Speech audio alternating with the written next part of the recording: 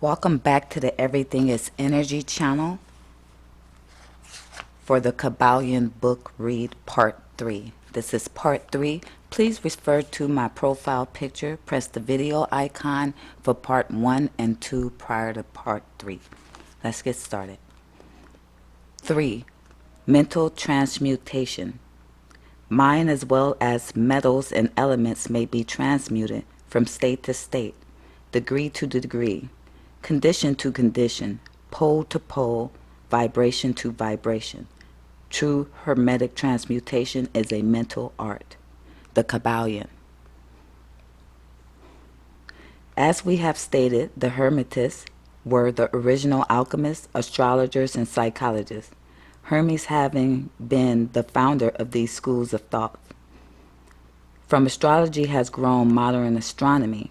From alchemy has grown modern chemistry. From the mystic psychology has grown the modern psychology of the schools. But it must not be supposed that the ancients were ignorant of that which the modern schools suppose to be their exclusive and special property. The records engraved on the stones of ancient Egypt show conclusively that the ancients had a full comprehensive knowledge of astronomy, the very building of the pyramids showing the connection between their design and the study of astronomical science. Nor were they ignorant of chemistry, for the fragments of the ancient writings show that they were acquainted with the chemical properties of things. In fact, the ancients' theories regarding psychics are being slowly verified by the latest discoveries of modern science, notably those relating to the constitution of matter.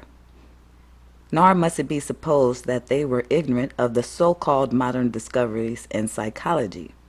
On the contrary, the Egyptians were especially skilled in the science of psychology, particularly in the branches that the modern schools ignore, but which nevertheless are being uncovered under the name of psychic science, which is perplexing the psychologists of today and making them reluctantly admit that there may be something in it after all.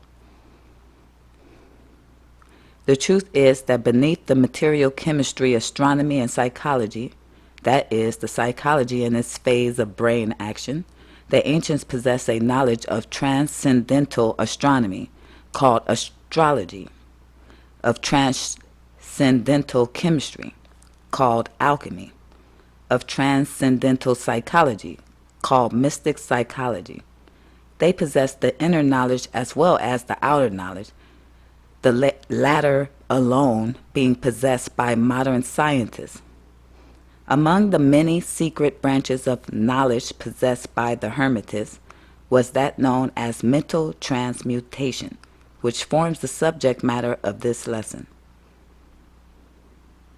Transmutation is a term usually employed to designate the ancient art of the transmutation of metals, particularly of the base metals, into gold.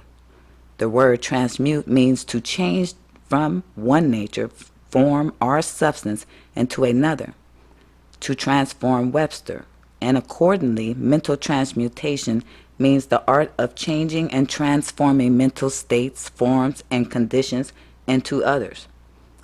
So you may see that mental transmutation is the art of mental chemistry, if you like the term, a form of practical mystic psychology. But with the means far more than appears on the surface, transmutation, alchemy, or chemistry on the mental plane is important enough in its effects to be sure, and if the art stopped there, it would still be one of the most important branches of study known to man. But this is only the beginning. Let us see why. The first of the 7 principles is the principle of mentalism, the axiom of which is the all is mind. The universe is mental, which means that the underlying reality of the universe is mind. And the universe itself is mental, that is, existing in the mind of the all. We shall consider this principle in succeeding lessons, but let us see the effect of the principle if it be assumed to be true. If the universe is mental in its nature, then mental transmutation must be the art of changing the conditions of the universe along the lines of matter, force, and mind. So you see, therefore, that mental transmutation is really the magic of which the ancient writers had so much to say in their mystical works, and about which they gave so few practical instructions. If all be mental, then the art which enables one to transmute mental conditions must render the master the controller of material conditions as well as those ordinarily called mental. As a matter of fact, none but advanced mental alchemists have been able to attain the degree of power necessary to control the grosser physical conditions, such as the control of the elements of nature, the production of cessation of tempests, the production and cessation of earthquakes, and other great physical phenomena. But that such men have existed and do exist today is a matter of earnest belief to all advanced occultists of all schools. That the masters exist and have these powers, the best teachers assure their students, having had experiences which justify them in such belief and statements. This masters do not make public exhibitions of their powers, but seek seclusion from the crowds of men in order to better work their way along the path of attainment. We mention their existence at this point merely to call your attention to the fact that their power is entirely mental and operates along the lines of the higher mental transmutation under the Hermetic principle of mentalism. The universe is mental, the KYBALION. But students of Hermetists of lesser degree than masters, the initiates, and teachers are able to freely work along the mental plane and mental transmutation. In fact, all that we call psychic phenomena, mental influence, mental science, new thought phenomena, etc., operates along the same general lines, for there is but one principle involved, no matter by what name the phenomena be called. The student and practitioner of mental transmutation works among the mental plane, transmuting mental conditions, states, etc., into others according to various formulas more or less efficacious.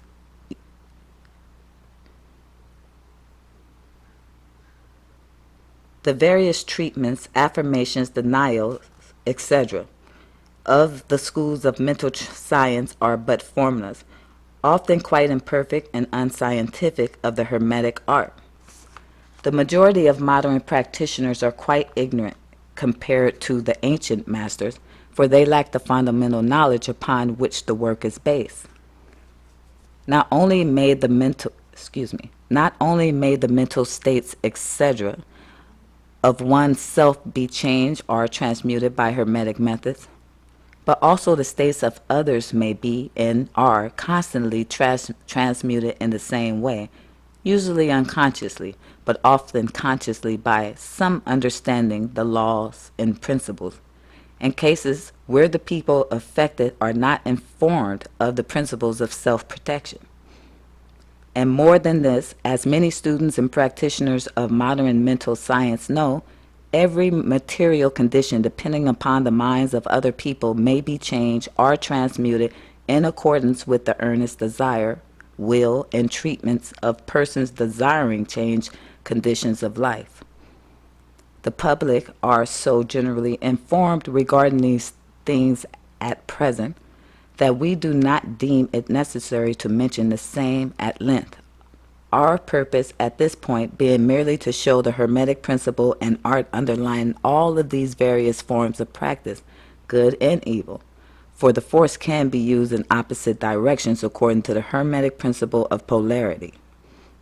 In this little book, we shall state the basic principles of mental transmutation, that all who read may grasp the underlying principle and thus possess the master key that will unlock the many doors of the principle of polarity. We shall now proceed to a consideration of the first of the Hermetic 7 principles, the principle of mentalism, in which is explained the truth that the all is mind, the universe is mental, in the words of the KYBALION. We ask the close attention and careful study of the great principle on the part of our students, for it is really the basic principle of the whole Hermetic philosophy and of the Hermetic art of mental transmutation. 4. The all. Under and back of the universe of time, space, and change is ever to be found the substantial reality, the fundamental truth, the KYBALION. Substance means that which underlies all outward manifestations, the essence, the essential reality, the thing in itself, etc. Substantial means actually existing, being the essential element, being real, etc. Reality means the state of being real, true, enduring, valid, fixed, permanent, actual, etc. Under and behind all outward appearances are manifestations. There must always be a substantial reality. This is law. Man, considering the universe of which he is a unit, sees nothing but change in matter, forces, and mental states. He sees that nothing really is, but that everything is becoming and changing. Nothing stands still. Everything is being born, growing, dying. The very instant a thing reaches its height, it begins to decline. The law of rhythm is in constant operation. There is no reality, enduring quality, fixity, or substantiality in anything. Nothing is permanent but change. He sees all things evolving from other things and resolving into other things. A constant action and reaction, inflow and outflow, building up and tearing down, creation and destruction, birth, growth, and death. Nothing endures but change. And if he be a thinking man, he realizes that all of these changing things must be but outward appearances or manifestations of some underlying power, some substantial reality. All thinkers in all lands and in all times have assumed the necessity for postulating the existence of this substantial reality. All philosophies worthy of the name have been based upon this thought. Men have given to this substantial reality many names. Some have called it by the term of deity, under many titles. Others have called it the infinite and eternal energy. Others have tried to call it matter. But all have acknowledged its existence. It is self-evident. It needs no argument. In these lessons, we have followed the example of some of the world's greatest thinkers, both ancient and modern, the Hermetic masters, and have called this underlying power, this substantial reality, by the Hermetic name of the All, which term we consider the most comprehensive of the many terms applied by man to that which transcends names and terms. We accept and teach the view of the great Hermetic thinkers of all times, as well as those illumined souls who have reached higher planes of being, both of whom assert that the inner nature of the All is unknowable. This must be so, for not by the All itself can comprehend its own nature and being. The Hermetists believe and teach that the All in itself is and must ever be unknowable. They regard all the theories, guesses, and speculations of the theologians and metaphysicians regarding the inner nature of the All as but the childish effort of mortal minds to grasp the secret of the infinite. Such efforts have always failed and will always fail from the very nature of the task. One pursuing such inquiries travel around and around in the labyrinth of thought until he is lost to all sane reasoning, action, or conduct, and is utterly unfitted for the work of life. He is like the squirrel which frantically runs around and around the circling treadmill wheel of his cage, traveling ever and yet reaching nowhere, at the end a prisoner still and standing just where he started. And still more presumptuous are those who attempt to ascribe to all the personality, qualities, properties, characteristics, and attributes of themselves, ascribing to the all the human emotions, feelings, and characteristics, even down to the pettiest qualities of mankind, such as jealousy, susceptibility to flattery and praise, desire for offering and worship, and all the other survivals from the days of the childhood of the race. Such ideas are not worthy of grown men and women and are rapidly being discarded. At this point, it may be proper for me to state that we make a distinction between religion and theology, between philosophy and metaphysics. Religion to us means that institutional realization of the existence of the all and one's relationship to it, while theology means the attempt of men to ascribe personalities, qualities, and characteristics to it.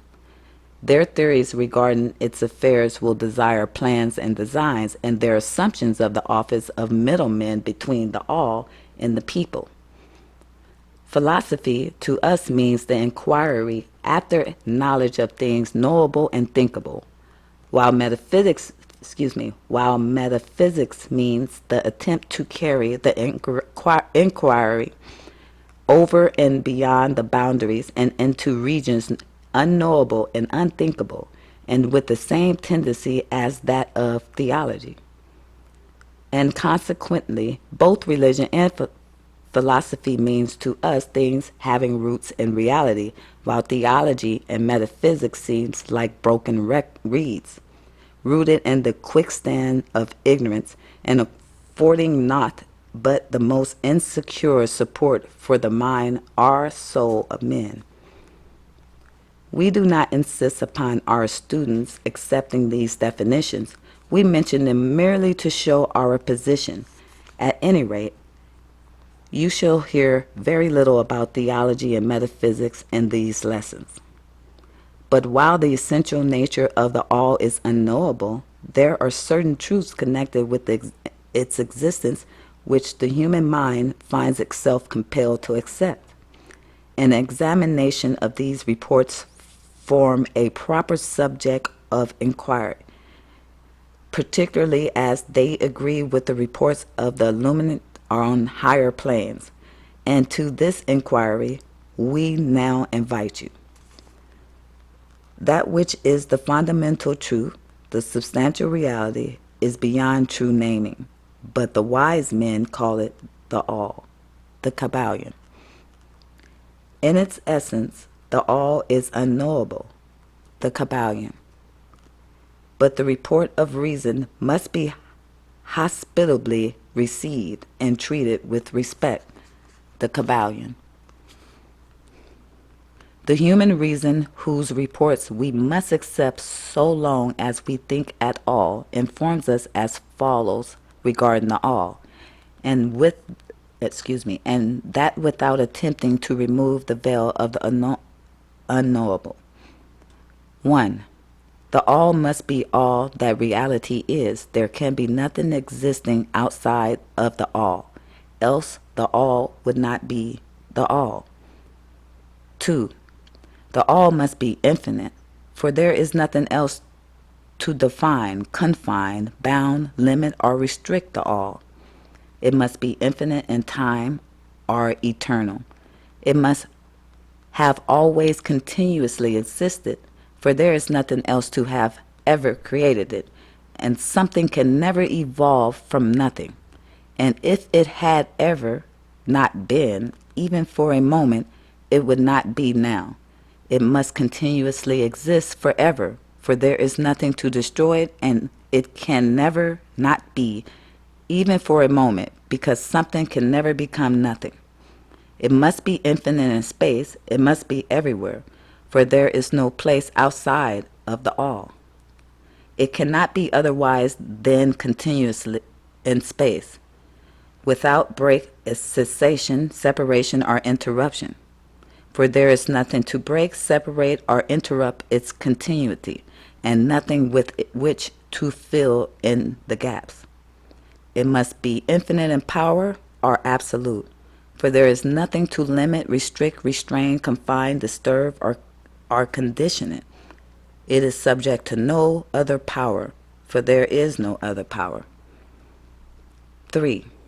The all must be immutable, are not subject to change in its real nature, for there is nothing to work changes upon it, nothing into which it could change, nor from which it could have changed.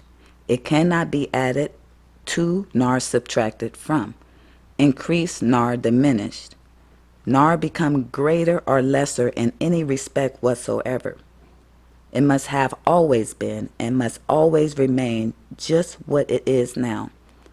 The all there has never been, is not now, and never will be anything else into which it can change.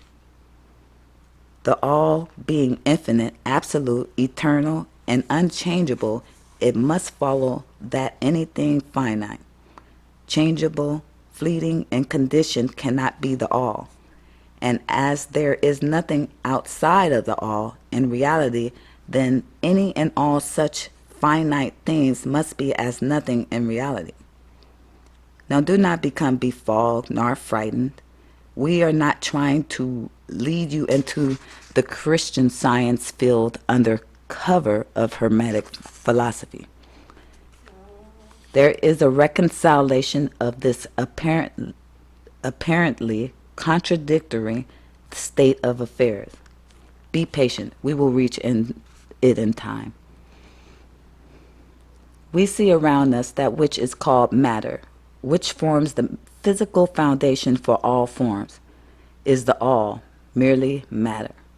Not at all. Matter cannot manifest life or mind. And as life and mind are manifested in the universe, the all cannot be matter. For nothing rises higher than its own source. Nothing is ever manifested in an effect that is not in the cause. Nothing is evolved as a consequent that it is not involved as an antecedent. And then modern science informs us that there is really no such thing as matter, that what we call matter is merely interrupted energy or force. That is energy or force at a low rate of vibration. As a recent writer has said, matter has melted into mystery. Even material science has abandoned the theory of matter and now rests on the basis of energy. Then is the all mere energy or force? Not energy or force, as the materialists use the terms, for their energy and force are blind, mechanical things devoid of life or mind. Life and mind can never evolve from blind energy or force, for the reason given a moment ago. Nothing can rise higher than its source. Nothing is evolved unless it is involved. Nothing manifests in the effect unless it is in the cause. And so the all cannot be mere energy or force. For if it were, then there would be no such thing as life and mind in existence. And we know better than that, for we are alive and using mind to consider this very question. And so are those who claim that energy or force is everything. What is there then higher than matter or energy that we know to be existence in the universe? Life and mind. Life and mind in all their varying degrees of unfoldment. Then you ask, do you mean to tell us that the all is life and mind? Yes and no, is our answer. If you mean life and mind as we poor as we poor petty mortals know them, we say no. The all is not that. But what kind of life and mind do you mean, you ask? The answer is living mind. As far as above, that which mortals know by those words, as life and mind are higher than mechanical forces, are matter, infinite living mind as compared to finite life and mind. We mean that which the illumined souls mean when they reverently pronounce the word spirit. The all is infinite living mind. The illuminate called it spirit.